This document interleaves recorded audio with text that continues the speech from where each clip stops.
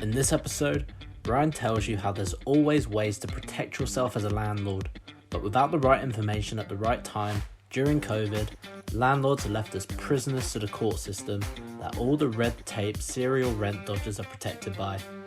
Ryan shares how his company has legally removed serial rent dodgers who can pay but choose not to after 3 days even during COVID.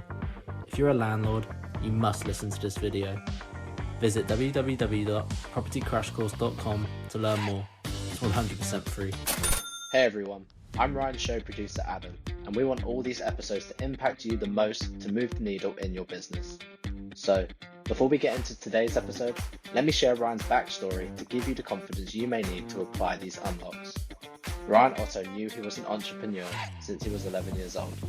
And since 2016, an ex-convict who lost everything after discovering his now ex-wife had an affair, he lost his home, children, and all the wealth he had built up when he was sentenced to nearly 5 years in prison for a crime carried out by a lifelong friend, and found himself in maximum security prison alongside some of the country's most dangerous and high-profile criminals.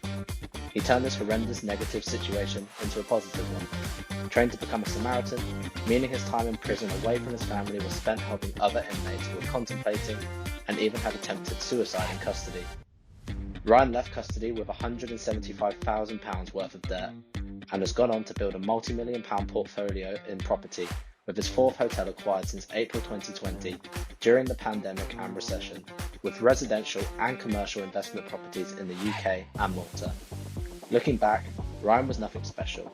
In fact, he was not academic in any way, and being a mixed-race teenager in a small town, crippled with dyslexia meant he was shy, and left school with more criminal records for petty crimes like joyriding fast cars and motorbikes than GCSEs. At 11 years old, he immediately knew that he was an entrepreneur when his mother took him to a Booker Cash and Carry in Hastings, and he discovered he could buy push pops in bulk, on his mother's account of course, for 5p and sell them for 50p, making a huge profit. His mother always said Ryan could sell their own sand back to the Arabs. In this episode, you will find value in a variety of talks, tactics and breakthroughs, strategies, unlocks and interviews around business, property investment, entrepreneurship, the hotel business and real life. It's these exact unlocks Ryan shares in these episodes that are responsible for turning his life around, and anybody listening to these episodes can do the same. It's taken Ryan 20 years of failures and success, cost him nearly 5 years in prison, to bring you these experiences that you will hear in these episodes. Please do spend the 60 seconds to leave Ryan a podcast review and a rating, because your review is the fuel that keeps Ryan delivering these episodes. Thank you. Hey podcasters, so I want to talk to you about problem tenants and dealing with evictions at this, or in this climate, which is, well, it's an absolute nightmare for any landlord in any climate, to be honest, especially this climate where there's protection from eviction for tenants from the government and eviction bans and Boris extending everything so tenants have more security for longer, and it just makes it even more challenging and even harder for landlords to get paid, to collect their rents and to run their businesses, because there's many landlords which are relying on those rents to live, and some haven't got mortgage holidays, whether they have or whether they haven't. Rent still has to be paid. I completely understand if it's a case of they've lost their job, they can provide that evidence, the tenant can prove that they're on a reduced income, or that they're furloughed, or they've been fired, or they have some other financial hardship. For those guys, of course, we do deals with them. Of course, we try to make things work and stretch the rents out. They can have a month or two as like a period of not paying the rent, but then it would lead to increased payments in the future, which they can spread over monthly. I'm all for that, and believe me, we've done that dozens and dozens and dozens of times. What I'm talking about is when you have serial fucking rent dodgers who try to game the system and manipulate everything just to take advantage of the government, what's going on, how they can get like a rent-free period, how they can get protected from eviction, and how they can just completely take the piss and move into a property intentionally, knowing that they haven't even got the money to pay the rent, or even if they have got the money to pay the rent, they've made a conscious decision to see how long they can not pay the rent for, even if they do have the money. I'm talking from experience, because we're in, I don't know, lockdown 2.0, whatever everybody's calling this, second lockdown, third lockdown, I don't know, whatever it is. Anyway, back in March, April time, we had a lot of tenants, hell of a lot of tenants, which were obviously in financial hardship. This was all brand new then. Nobody knew what was happening, where to go, how long it would last, and people, yes, got fired quickly before there was any of these schemes available. So lots of companies laid people off, fired people, made people redundant, cut their hours to zero, just got rid of them to cut the fat, or even cut the fat, just to cut back, and then they had no safety net. Those tenants had no furlough scheme. Those tenants had no government protection from eviction. Those tenants didn't have any other way of generating money unless they had another or second or third income in that sense. So what it meant was, we done lots and lots of deals with people, tenants back then, who were facing financial hardship, which was genuine. So we done deals, and nobody had to be evicted per se. We had to remove some people. Basically, nobody was evicted through the courts. We had to do deals with people. We had to restructure contracts. We had to change contracts. We had to move people into different houses that didn't have the money to pay, cheaper houses. Some we gave rent-free periods to, etc., just to ensure that we weren't left vulnerable and exposed and have dozens and dozens of properties with people not paying their rents. Anyway, we fixed it back then. Now we're in this new lockdown where people know, they understand what's happening, they know what's the system, they know what schemes are there, they know about mortgage payment holidays, they know about reliefs, they know about bounce back loans, these tenants know about rent-free periods, they know about the Boris protection, they basically know about everything that's available to them. And some people, not everybody of course, don't get me wrong, some people are just gaming the system, like you'll always find a handful who do this. They're gaming the system to take advantage of what they think is possible until it stops, or until they can't do what they're doing anymore.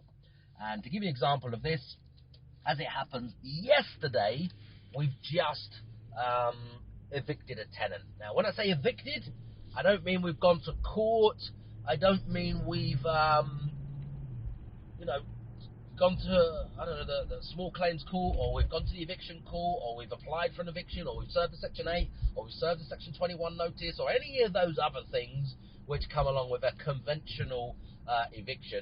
Or we haven't just dragged the person out, of course, by their neck, getting them in a headlock, a rear naked choke, putting them to sleep and dragging them out with some bully boys. No, not at all. I'm not saying that either. What I am saying is, we have never used a court for an eviction.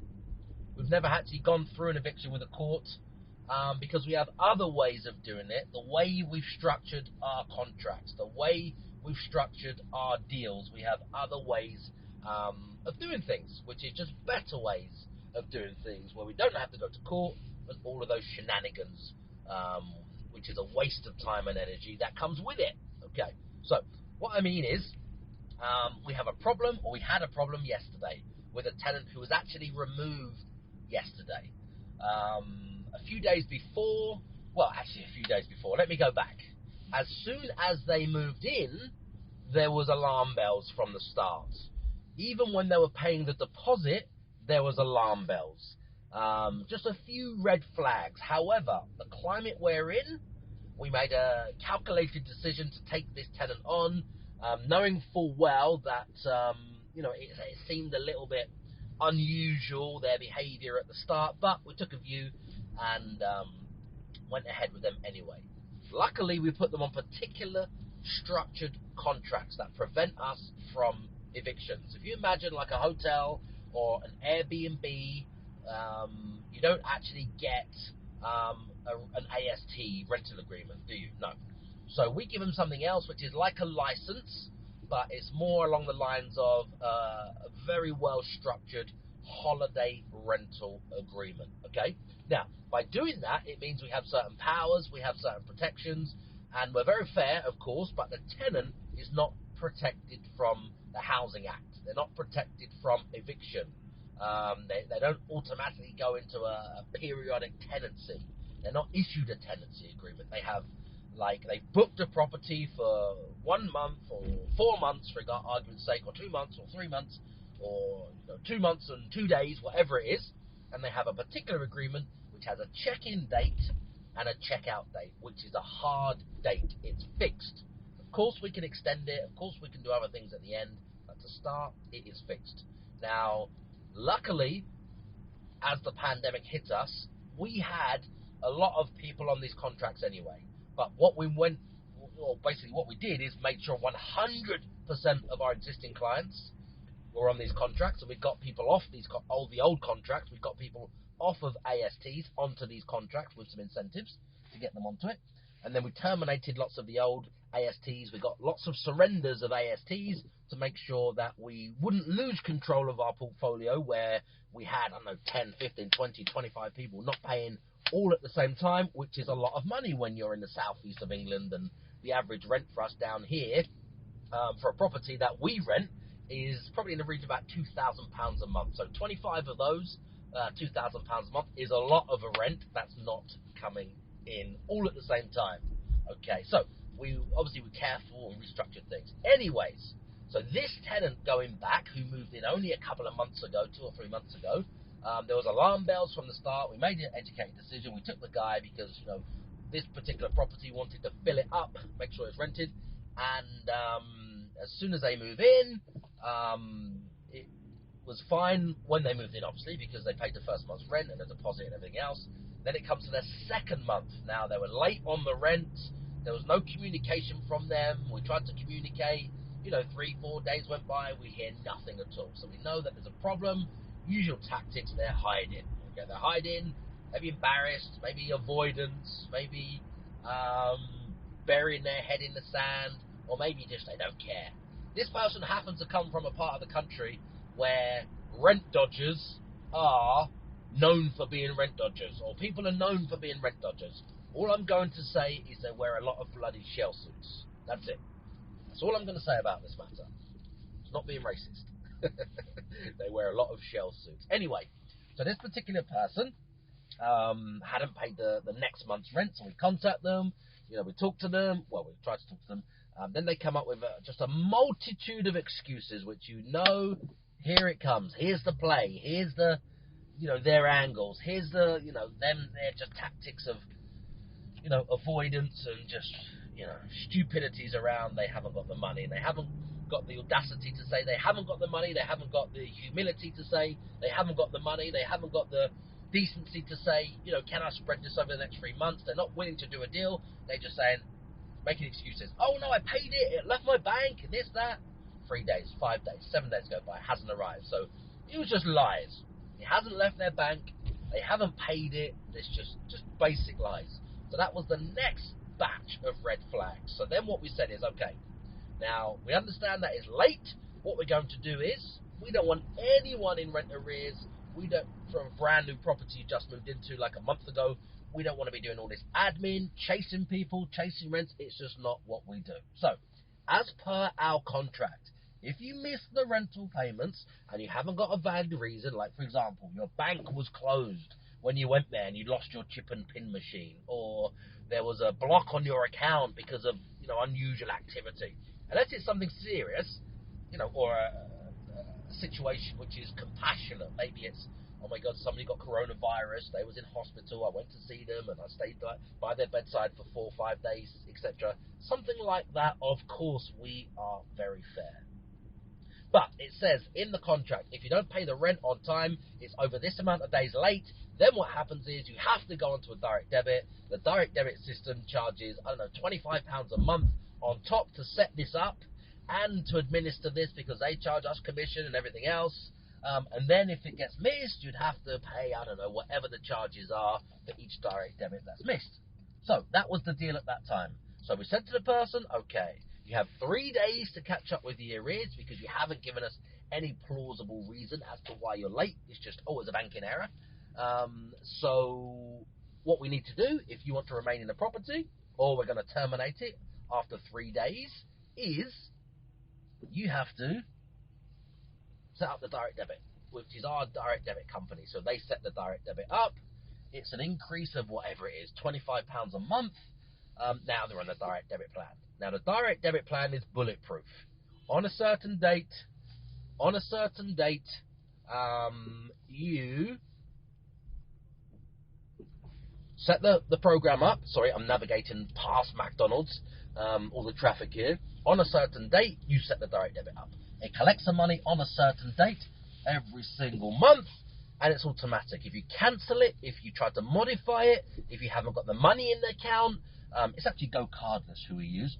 If you haven't got the funds, if you closed your bank account, if you've unlinked it from your bank account, if you blocked your card, or any deviation that you've done, notifies us basically, so we know what's happening. Now, on the day that the rent was due with the direct debit, what happens? I think the car park's closed. I left my bloody Porsche here about a week ago. I'm just driving back now. I can see rope. Oh, I've made a mistake. I thought I could see rope going across the entrance to the car park. I'm thinking, oh my God, my bloody car's in there. It's closed. Anyway, I left the Porsche here for a week. Not good. Okay, so then we get notified, and it says, payment tried to be collected, insufficient funds. It tells us the exact reason. So we contact the tenant and say insufficient funds, and they argue, no, I had the money, it was in there, no, the money came out of the account, you've got it. And then it just turns into mayhem, and then we get, a barrage of emails. I had 11 missed calls on the same day. I also had 7 emails from the person on the same day. Because we said it's fine, you've got 3 days to sort it out, or as per our agreement, it will be terminated and you will be out on the 3rd day. You haven't come with a plausible reason, trying to say you sent us the money when you haven't. So you've got some time to fix this, but if not, 3 days at 3 p.m, you will have to leave the property, or our licensed security officers will come and remove you and your belongings, which they're allowed to do. That's the contract that we're on. Like I said, very fair. We're happy to spread arrears over a longer period of time if they come to us, with those structures or those suggestions or those, if they need that help. Of course, that's what we're here for. Anyway, so arguments and just shouting the guy and screaming, saying you can't do this and you can't do that and you can't evict me and I don't even have to pay the rent now, and now I'm not even paying any rent. I've decided. So just pure lies. They hadn't even paid the rent, trying to make excuses, saying they sent it, it's a banking error, and then the next breath they're saying, well, I'm not paying anything for 9 months until you evict me because that's what Boris said, I don't have to pay. And then they contaminate everybody else in the house, the new people, the nice people. You don't have to pay rent. Well, I'm not paying rent. Well, if you're not paying rent, why should I pay rent? And then emails are coming in from other people who just moved in, and somebody else moves their girlfriend into the house because now it's like we can do what we want. Fuck the landlord. Don't pay rent. He's not paying rent. I'm not paying rent. He's moved his girlfriend into the house, and we can just do whatever we want, and fuck the landlord. We're taking the property. This was their attitude because of one poisonous shell suit wearing person who's a serial rent dodger. This is what happens. So you have to cut the cancer out of the building, out of the house as quick as possible. So that's what we did. We sent our standard letter. We sent our standard email. We sent our standard text message, which goes to the person to give them 3 days to get out of the property. If they don't leave, we send our licensed security officer to remove them if they have to, physically remove them because they're allowed to and they're licensed. Okay, that's just what we do with the particular contracts that we issue, and that's that. So this went on and on and on for 3 days, then 2 days before the date they had to leave, then on the day they had to leave, and then they said they went to a lawyer, and then they said the lawyer said this, which is a load of crap. We've used these contracts for decades. We know exactly how well they stand up if they have to go to court, which they haven't actually gone to court, but they've been tested by lawyers on the other side, and every single time we have not lost. So we know in and out the process, what will happen, what they can do, what they can't do, what we can do, what we can't do, and we've done this multiple times. So it's like riding a bike. We've ridden the bike once, we know how to ride and balance, and we just get better and better every time we ride, okay? So, it gets to the morning of when they had to leave, more emails, a barrage of stuff, 11 phone calls, 7 emails, etc. And then they realise, because they've gone somewhere to get some advice maybe, then they actually realise this is real. This is real. And they're threatening, if you remove me from the house, I'm going to go to a newspaper, I'm going to do this, I'm going to sell my story to a journalist. All of this crap and threats and just the attitude of these horrible, despicable people. I'm talking about a small minority, which are the rent dodgers, the serial rent dodgers. And like I said, we do deals with tenants all of the time that are in financial hardship. We spread payments over a longer time, we reduce rents, we move them into smaller houses, we give them rent-free periods and everything. That's exactly what we do. But this person, from the start, was, you can't do anything, I'm in control, I'm not paying any rent to you, you can't get me out, I'm protected by Boris, so now you can go suck. Hey, whatever. That was their attitude. You want to see the emails they sent. Anyway, they left the property before a licensed officer got there. They've sort of contaminated one other person in the house, and we're going to deal with that person in a few days as well. Give them some options, and if they don't like the options and they don't come up with the rent that they're supposed to be paying and everything else, then they will leave as well. So the moral of the story is, you've got to be very careful in this climate who you're renting to. Doesn't matter if they pass all the credit checks with an agency on the first day or the first month. They could lose their job. They could deliberately not pay rent and withhold it just to stack some money up in their account to feed their family and provide for themselves, which is understandable because we're in very, very difficult times right now. But yeah, you just got to be careful. But, we don't use ASTs. We have specific agreements that protect us as well as the tenants, as long as they, stick to the rules and, stick to the contract and meet their obligations, and they can stay in our properties for as long as they want. But, yeah, that's just some of the challenges and the fires that I'm putting out on a daily basis. But, yeah, I hope you got some value from this episode. I would love to hear your thoughts. He's a #1 Amazon bestseller. He's an NLP manipulator. He's a property course seller. He's a Lamborghini driving multi-millionaire property guru. Forget that same old boring I am me narcissistic podcast format, because nobody gives a f***. This podcast is all about you. So I'm taking these few seconds to thank you for subscribing, to thank you for leaving your 5-star reviews, and thank you for sharing this show with all of your friends. My team and I will keep bringing you these episodes and answering all of your burning questions in my Facebook community group called Property Crash Course. If you can just keep telling all of your friends about this show.